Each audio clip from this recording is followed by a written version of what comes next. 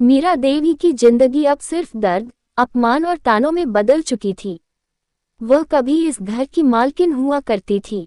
एक समय था जब उनकी बात के बिना घर का कोई फैसला नहीं होता था। लेकिन आज वही मीरा देवी अपने ही घर में एक नौकरानी से भी बदतर जिंदगी जी रही थी। सुबह आंख खुलते ही वह सबसे पहले रसोई में जाती, क्योंकि अगर रूबी उठने से पहले पानी गर्म न होता, चाय न बनती या घर साफ न दिखता, तो पूरे दिन उनके हिस्से सिर्फ गालियां और मार पड़ती। उस दिन भी मीरा देवी कांपते हाथों से रसोई साफ कर रही थी। रात का जूठा बर्तन सिंक में पड़ा था, फर्श पर चाय के धब्बे थे, गैस पर दूध गिरा हुआ था। वह धीरे धीरे कपड़ा मार रही थी। उनकी कमर दर्द से झुक चुकी थी, घुटनों में सूजन थी, लेकिन वह जानती थी कि अगर रूबी ने ये सब देखा तो फिर वही होगा जो रोज होता था। तभी पीछे से रूबी की तेज आवाज आई, ओ बुढ़िया, तूने फिर मेरे किचन को हाथ लगाया। कितनी बार कहा है कि यहाँ मत आया कर, तेरे हाथ लगते ही सब मनहूस हो जाता है। मीरा देवी डर गई, उनके हाथ से कपड़ा नीचे गिर गया। वह कांपते हुए बोली, बेटा, मैंने सोचा सुबह उठोई तो काम ज्यादा रहेगा, इसलिए मैं साफ कर दूं। रूबी गुस्से से लाल हो गई। उसने मीरा देवी के हाथ से कपड़ा छीना और उनके चेहरे पर फेंक दिया। फिर वह बोली, मुझे तेरी मदद नहीं चाहिए, तू बस मेरे घर का माहौल खराब करती है। ना जाने भगवान तुझे कब उठाएगा। ये सुनकर मीरा देवी की आंखों में आंसू आ गए, लेकिन वह चुप रही, क्योंकि उन्हें पता था कि जवाब देने का मतलब और ज्यादा अपमान होगा। रूबी ने सिंक में रखा स्टील का गिलास उठाया और जोर से जमीन पर पटका। गिलास उछलकर मीरा देवी के पैर पर लगा। उनके पैर की उंगली कट गई, खून निकलने लगा। मीरा देवी दर्द से कराह उठी, लेकिन रूबी को जरा भी फर्क नहीं पड़ा। वह उल्टा बोली, ड्रामा बंद कर, तेरे रोने से कोई पिघलने वाला नहीं है। अगर इतनी तकलीफ है तो मर क्यों नहीं जाती। मीरा देवी धीरे धीरे दीवार पकड़कर अपने कमरे की तरफ चली गई। उनके पैर से खून निकल रहा था, लेकिन उससे ज्यादा उनका दिल रो रहा था। कमरे में पहुंचकर उन्होंने पुराने बक्से से अपने पति की फोटो निकाली। फोटो को सीने से लगाकर रोने लगी। वह धीरे से बोली, देखिए जी, आपकी मीरा अब थक गई है, बहुत थक गई है। अब मुझसे ये सब सहा नहीं जाता। उनकी आंखों के सामने वह दिन घूमने लगे जब उनका बेटा छोटा था। वह बीमार पड़ता था तो मीरा देवी रात रात भर जागकर उसके माथे पर पट्टी रखती थी। खुद भूखी रह जाती थी, लेकिन बेटे को दूध और फल जरूर खिलाती थी। उसकी हर जिद पूरी करती थी, उसके लिए नए कपड़े खरीदती थी, उसके स्कूल की फीस भरने के लिए अपने गहने तक बेच दिए थे। लेकिन आज वही बेटा उनकी तरफ देखकर भी अनदेखा कर देता था। उन्हें लगा जैसे उनकी जिंदगी की सारी मेहनत बेकार हो गई। वह पूरी दोपहर कमरे में बैठी रोती रही। ना किसी ने पानी पूछा, ना खाना दिया। बस कमरे के बाहर से रूबी की आवाज आती रही, मर क्यों नहीं जाती यह बुढ़िया, घर में पड़ी रहती है जैसे कोई अभिशाप हो। शाम होते होते मीरा देवी की हालत और ज्यादा खराब हो गई थी। सुबह से उन्होंने कुछ नहीं खाया था। पैर की चोट से दर्द बढ़ता जा रहा था, सिर भारी हो रहा था, लेकिन घर में किसी को उनकी चिंता नहीं थी। कमरे के बाहर से हंसने की आवाजें आ रही थी। रूबी और उसका पति आराम से टीवी देख रहे थे। रूबी ने अपने लिए पिज्जा मंगवाया था। टेबल पर कोल्ड ड्रिंक, स्नैक्स और मिठाई रखी हुई थी। पूरा घर खाने की खुशबू से भर गया था। मीरा देवी का पेट भूख से मरोड़ रहा था। उन्होंने सोचा शायद आज बेटा खुद उनके कमरे में आएगा, शायद पूछेगा कि माँ खाना खाया या नहीं, शायद देखेगा कि उनके पैर से खून निकल रहा है। लेकिन घंटों बीत गए, कोई नहीं आया। आखिरकार हिम्मत करके मीरा देवी कमरे से बाहर निकली। वह धीरे धीरे दीवार पकड़कर चल रही थी।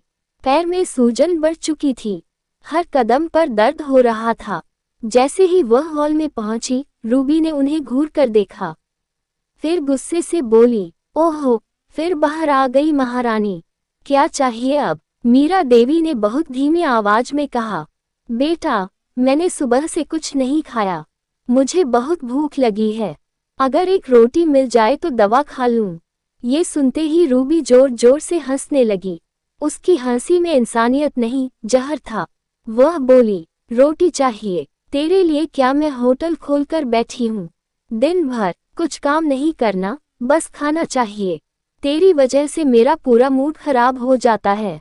मीरा देवी ने बेटे की तरफ देखा। उन्हें उम्मीद थी कि शायद वह कुछ बोलेगा, लेकिन वह चुपचाप मोबाइल चला रहा था। उसने एक बार भी माँ की तरफ नहीं देखा। रूबी उठी और किचन में गई। कुछ देर बाद एक पुरानी प्लेट में 2 सूखी बासी रोटियां और बची हुई ठंडी सब्जी लेकर आई। उसने वह प्लेट मीरा देवी के सामने जमीन पर फेंक दी। ले, खा ले, तेरी औकात बस इतनी ही है। और हाँ, यही जमीन पर बैठकर खाना।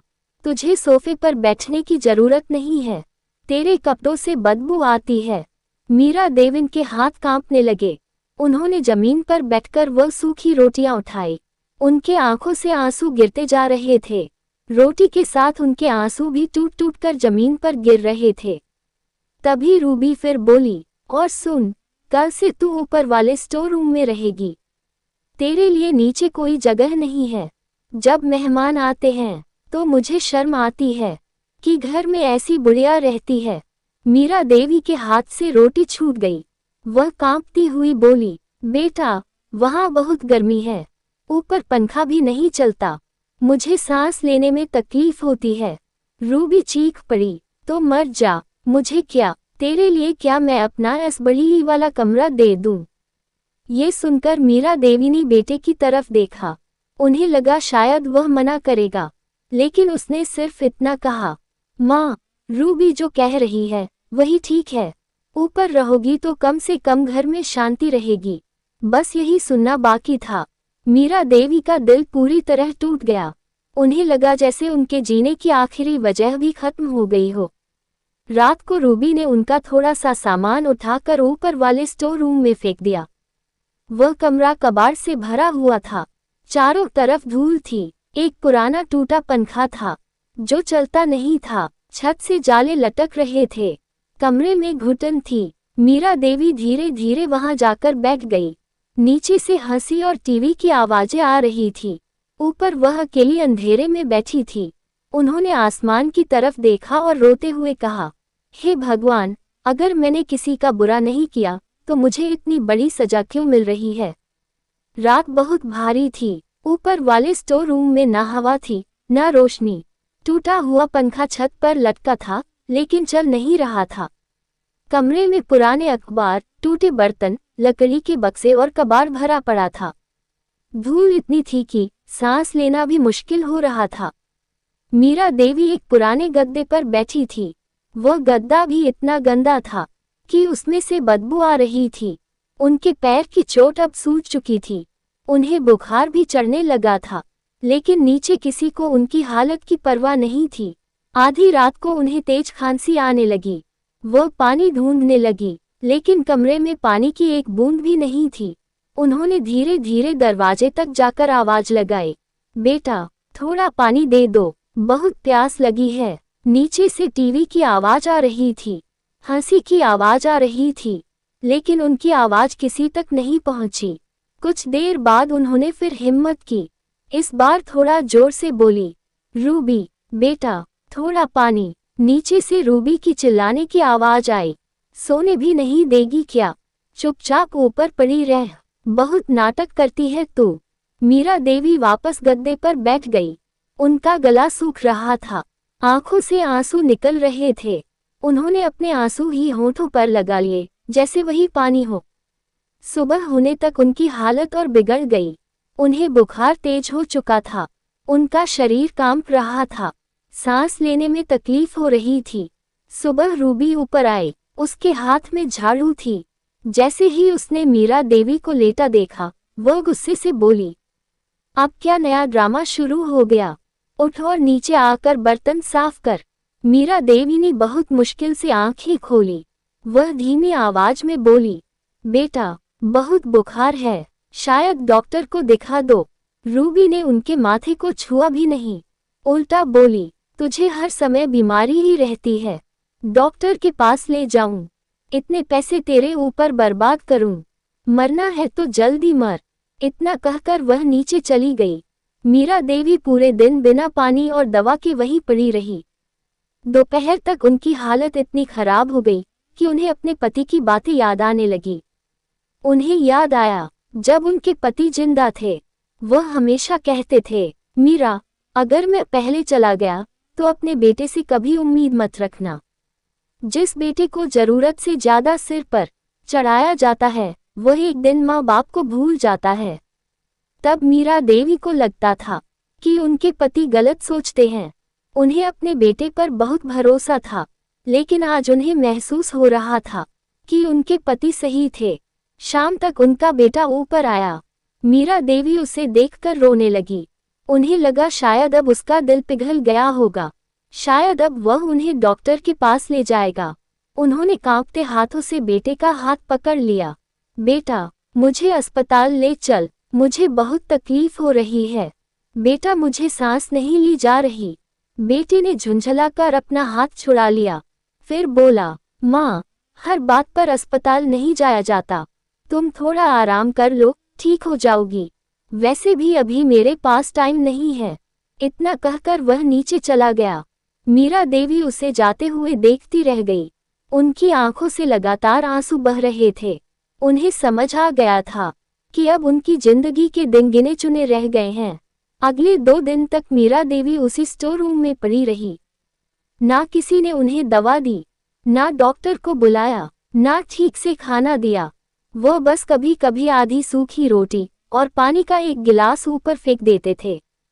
मीरा देवी की हालत हर घंटे खराब होती जा रही थी। बुखार इतना बढ़ चुका था कि उनका पूरा शरीर तप रहा था। कभी उन्हें ठंड लगती तो कभी पसीना आने लगता। सांस इतनी तेज चल रही थी कि लगता था जैसे सीना फट जाएगा। नीचे से हर रोज हंसी की आवाजें आती रहती थी।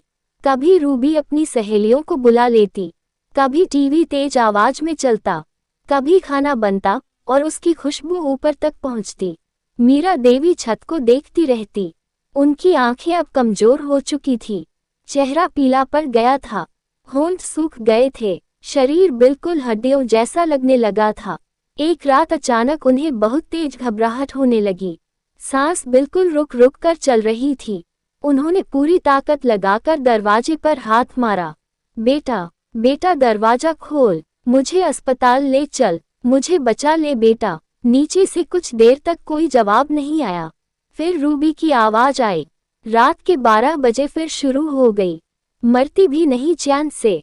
मीरा देवी रोते हुए बोली, बेटा, मुझे बहुत दर्द हो रहा है, बस एक बार डॉक्टर को बुला लो। तभी उनका बेटा ऊपर आया। उसके चेहरे पर गुस्सा था। उसने दरवाजा खोला और चिल्लाकर बोला, क्या है? क्यों रोज रोज ड्रामा करती रहती हो? थोड़ा बुखार ही तो है, मर नहीं जाओगी। मीरा देवी ने कांपते हाथों से उसका पैर पकड़ लिया। उनकी आंखों से आंसू बह रहे थे।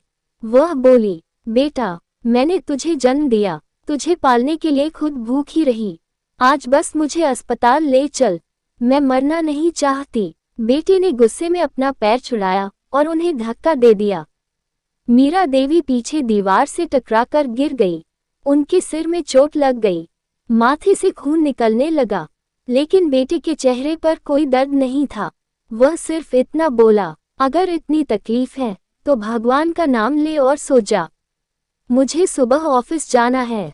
इतना कहकर वह नीचे चला गया और दरवाजा बाहर से बंद कर दिया। मीरा देवी जमीन पर पड़ी रही। उनके सिर से खून निकल रहा था, सांसें टूट रही थी। उनके आंखों के सामने अंधेरा छाने लगा था। उन्होंने कांपते हाथों से अपने पति की पुरानी फोटो सीने से लगा ली। वह धीरे से बोली, अब मैं आ रही हूँ, बहुत थक गई हूँ, अब और नहीं सहा जाता। उस रात मीरा देवी की आंखों से आंसू बहते रहे और धीरे धीरे उनकी सांसें कमजोर होती गई। सुबह जब रूबी ऊपर गई तो उसने देखा कि मीरा देवी बिल्कुल चुप पड़ी हुई थी। वह न हिल रही थी, न कुछ बोल रही थी। उनकी आंखें आधी खुली हुई थी। हाथ में अभी भी उनके पति की पुरानी फोटो थी। रूबी पहले तो कुछ पल उन्हें देखती रही, फिर पास जाकर जोर से बोली, ओ बुढ़िया, उठ, बहुत सो लिया। लेकिन कोई जवाब नहीं आया। रूबी ने उनका कंधा हिलाया, फिर भी कोई हरकत नहीं हुई। अब उसके चेहरे का रंग उड़ने लगा। वह भागकर नीचे गई और अपने पति को बुलाया। दोनों ऊपर पहुंचे। बेटे ने जैसे ही मां का हाथ पकड़ा, उसका पूरा शरीर कांप गया। हाथ बिल्कुल ठंडा पड़ चुका था। मीरा देवी अब इस दुनिया में नहीं थी। कुछ पल के लिए वहां सन्नाटा छा गया। बेटे की आंखें फटी रह गई। उसे समझ नहीं आ रहा था कि क्या करे। जिस मां ने उसे जन्म दिया था, वह आज उसके सामने बिना आवाज के पड़ी थी। लेकिन सबसे डरावनी बात अभी बाकी थी। मीरा देवी के पास एक पुरानी डायरी पड़ी थी। उस डायरी के ऊपर एक चिट्ठी रखी थी। बेटे ने कांपते हाथों से वह चिट्ठी उठाई। उसमें लिखा था, बेटा, अगर तू ये चिट्ठी पढ़ रहा है तो इसका मतलब मैं अब इस दुनिया में नहीं हूँ। मैंने तुझे बहुत प्यार किया, तेरे लिए सब कुछ कुर्बान किया, लेकिन शायद मेरी परवरिश में कहीं कमी रह गई। तू मुझे बोझ समझने लगा। मैंने तेरे हर जुल्म को सहा क्योंकि मैं माँ थी। लेकिन आज जाते जाते तुझे एक बात जरूर कहूंगी। जिस इंसान ने अपने माँ बाप को रुलाया, उसे जिंदगी कभी माफ नहीं करती। आज तू खुश होगा कि मैं मर गई, लेकिन याद रखना, एक दिन तू भी अकेला पड़ेगा। तब तुझे मेरी हर आह याद आएगी। चिट्ठी पढ़ते पढ़ते बेटे के हाथ कांपने लगे। उसकी आंखों से आंसू निकलने लगे। पहली बार उसे महसूस हुआ कि उसने कितना बड़ा पाप किया है। रूबी भी अब डर गई थी। उसके चेहरे का घमंड गायब हो चुका था। वह बार बार एक ही बात बोल रही थी, हमसे बहुत बड़ी गलती हो गई, बहुत बड़ी गलती हो गई। लेकिन अब बहुत देर हो चुकी थी। मीरा देवी वापस नहीं आने वाली थी। कुछ देर बाद पड़ोसी भी वहां पहुंच गए। जब सबको सच्चाई पता चली तो हर कोई बेटे और बहू को घूरने लगा। लोगों की आंखों में गुस्सा था। कुछ औरतें रो रही थी। सबके मुंह पर बस एक ही बात थी, जिस मां ने इतने साल बेटे को पाल पोसकर बड़ा किया, उसी बेटे ने उसे इस हालत में मार डाला। मीरा देवी की मौत की खबर सुनते ही गांव में रहने वाले उनके पति रामनाथ जी को फोन किया गया। रामनाथ जी कुछ दिनों के लिए अपने छोटे भाई के घर गए हुए थे। उन्हें बस इतना बताया गया कि मीरा देवी की तबीयत बहुत खराब है और जल्दी घर आ जाए। रामनाथ जी घबराकर तुरंत बस में बैठ गए। पूरे रास्ते उनका दिल घबराता रहा। बार बार उन्हें ऐसा लग रहा था कि कुछ बहुत बुरा हो चुका है। जैसे ही वह घर पहुंचे, उन्होंने देखा कि घर के बाहर भीड़ लगी हुई है। पड़ोसी खड़े थे, कुछ औरतें रो रही थी, कुछ लोग धीरे धीरे आपस में बातें कर रहे थे। रामनाथ जी का दिल जोर जोर से धड़कने लगा। वह भीड़ को हटाते हुए अंदर पहुंचे। जैसे ही उनकी नजर मीरा देवी पर पड़ी, उनके पैरों तले जमीन खिसक गई। मीरा देवी सफेद चादर में लिपटी हुई थी। उनका चेहरा पीला पड़ चुका था। माथे पर चोट का निशान था। आंखें बंद थी। ऐसा लग रहा था जैसे वह बहुत दर्द सहकर गई हो। रामनाथ जी जोर से चिल्लाए, मीरा, यह क्या हो गया? मुझे अकेला छोड़कर क्यों चली गई? वह मीरा देवी के शव के पास बैठकर फूट फूट कर रोने लगे। उनकी चीख सुनकर वहां खड़े लोगों की आंखें भी भर आई। कुछ देर बाद रामनाथ जी की नजर बेटे और बहू पर पड़ी। दोनों एक कोने में खड़े थे। चेहरे पर डर था, लेकिन रामनाथ जी की आंखों में अब सिर्फ गुस्सा था। वह उठे और बेटे के पास जाकर जोर से एक थप्पड़ मार दिया। इतना जोरदार थप्पड़ कि पूरा कमरा सन रह गया। रामनाथ जी चिल्लाकर बोले, नालायक, जिस मां ने तुझे 9 महीने पेट में रखा, तुझे पालने के लिए अपनी जिंदगी बर्बाद कर दी, तूने उसी मां को मार डाला। तेरे अंदर इंसानियत मर गई थी क्या? बेटा रोते हुए बोला, पिताजी, मुझसे गलती हो गई। मैं मां को अस्पताल ले जाता। रामनाथ जी ने गुस्से में उसकी बात काट दी। अब क्या फायदा? अब तेरी मां वापस आ जाएगी क्या? जब वह जिंदा थी तब तूने उसे एक गिलास पानी तक नहीं दिया। आज मगरमच्छ के आंसू बहा रहा है। तभी पड़ोस की एक बूढ़ी औरत आगे आई। उसने रोते हुए कहा, भैया, आपकी पत्नी बहुत दुख में थी। उसे ऊपर वाले कमरे में बंद करके रखा जाता था। कई दिन उसे खाना नहीं मिलता था। वह रात को पानी के लिए रोती रहती थी, लेकिन किसी ने उसकी मदद नहीं की।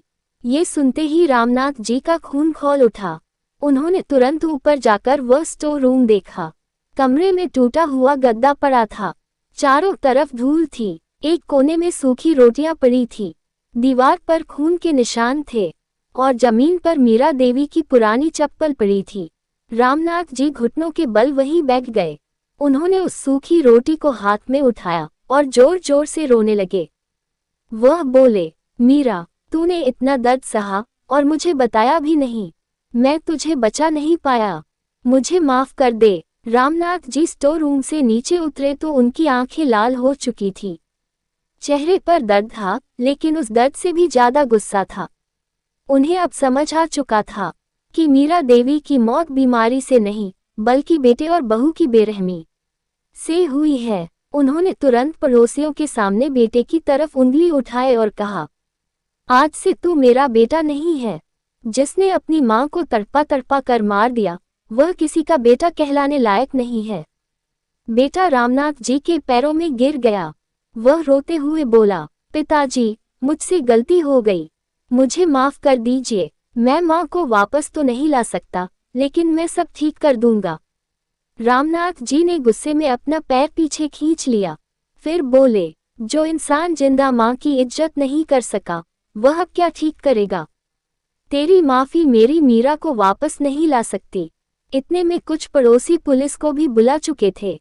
थोड़ी देर बाद पुलिस घर पहुंच गई। पुलिस ने जब ऊपर का कमरा देखा, टूटा हुआ गद्दा देखा, सूखी रोटियां देखी और मीरा देवी की हालत देखी, तो सब समझ गए कि मामला बहुत गंभीर है। एक पुलिस वाले ने बेटे से पूछा, तुम्हारी माँ इतनी बीमार थी, फिर तुमने डॉक्टर क्यों नहीं बुलाया? उसे ऊपर बंद करके क्यों रखा था? बेटा डर गया। उसके पास कोई जवाब नहीं था। वह सिर्फ सिर झुकाकर खड़ा रहा। रूबी रोते हुए बोली, हमसे गलती हो गई साहब, हमने ऐसा सोचकर नहीं किया था।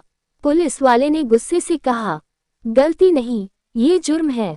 जिस माँ ने तुम्हें बड़ा किया, उसे तुमने जानवरों से भी बदतर हालत में रखा। इसके बाद पुलिस दोनों को थाने ले गई। पूरे मोहल्ले के सामने बेटा और बहू सिर झुकाकर जा रहे थे। जिन लोगों के सामने वह कभी घमंड करते थे, आज वही लोग उन्हें घूर रहे थे। कुछ लोग कह रहे थे, भगवान ने सही सजा दी है। जिसने मां को रुलाया, उसका यही अंजाम होना चाहिए। लेकिन रामनाथ जी का सबसे बड़ा फैसला अभी बाकी था। अगले दिन उन्होंने घर के पुराने कागज, बैंक की फाइलें और जमीन के सारे दस्तावेज निकाले। फिर उन्होंने अपने वकील को घर बुलाया। वकील के सामने रामनाथ जी ने साफ शब्दों में कहा, मैं अपनी सारी जमीन, मकान और बैंक का पैसा अपने बेटे के नाम से हटाना चाहता हूँ। जिस बेटे ने अपनी माँ की कदर नहीं की, उसे मेरी एक पाई भी नहीं मिलेगी। बेटा ये सुनकर कांप गया। वह रोते हुए बोला, पिताजी, ऐसा मत कीजिए, मैं बर्बाद हो जाऊंगा। रामनाथ जी ने उसकी तरफ देखकर कहा, तू पहले ही अपनी माँ की जिंदगी बर्बाद कर चुका है, अब भगवान तेरी बारी दिखाएगा। वकील ने रामनाथ जी के कहने पर सारे कागज तैयार कर दिए। घर, जमीन, बैंक का पैसा और बाकी संपत्ति अब बेटे के नाम पर नहीं रहने वाली थी। रामनाथ जी ने फैसला किया कि उनकी सारी संपत्ति एक वृद्धाश्रम और गरीब बच्चों की पढ़ाई के लिए दान कर दी जाएगी। जब बेटे को ये बात पता चली, तो उसके पैरों तले जमीन खिसक गई। जिस घर को वह अपना समझता था, अब वही घर उससे छीनने वाला था। वह रोते हुए रामनाथ जी के सामने हाथ जोड़कर खड़ा हो गया। पिताजी, मुझे माफ कर दीजिए, मैं बदल जाऊंगा, मैं आपकी सेवा करूंगा, मुझे घर से मत निकालिए। रामनाथ जी ने उसकी तरफ देखा भी नहीं। फिर बोले, जब तेरी माँ जिंदा थी, तब उसके एक एक आंसू की कीमत नहीं समझी। आज जब सब कुछ हाथ से निकल रहा है, तब तुझे सेवा याद आ रही है। अब बहुत देर हो चुकी है। कुछ दिनों बाद कोर्ट और पुलिस की मदद से बेटे और बहू को घर खाली करने का आदेश मिल गया। जिस दिन उन्हें घर से बाहर निकाला गया, पूरे मोहल्ले के लोग बाहर खड़े थे। हर कोई उन्हें देख रहा था। कभी जिस घर में वह घमंड से रहते थे, आज उसी घर से उन्हें बेइज्जत होकर निकलना पड़ रहा था। रूबी रो रही थी। उसका पति सिर झुकाकर खड़ा था। उनके हाथ में सिर्फ 2 बैग थे, बाकी सब कुछ उनसे छिन चुका था। रामनाथ जी दरवाजे पर खड़े थे। उनकी आंखों में आंसू थे, लेकिन वह आंसू कमजोरी के नहीं, बल्कि मीरा देवी की याद के थे। उन्होंने घर का दरवाजा बंद करते हुए कहा, ये वही घर है जिसे मीरा ने अपनी पूरी जिंदगी देकर बनाया था। आज उसकी आत्मा को तभी शांति मिलेगी जब इस घर में अब किसी बूढ़े माँ बाप की बेइज्जती नहीं होगी। कुछ महीनों बाद बेटा और बहू किराए के छोटे से कमरे में रहने लगे। पैसे खत्म हो गए, दोस्तों ने साथ छोड़ दिया, रिश्तेदारों ने मुंह मोड़ लिया। अब ना उनके पास इज्जत थी, न घर, न पैसा। एक दिन बेटा सड़क किनारे बैठा था। उसने एक बूढ़ी औरत को देखा जो अपने बेटे का हाथ पकड़कर चल रही थी। उसे अचानक अपनी माँ याद आ गई।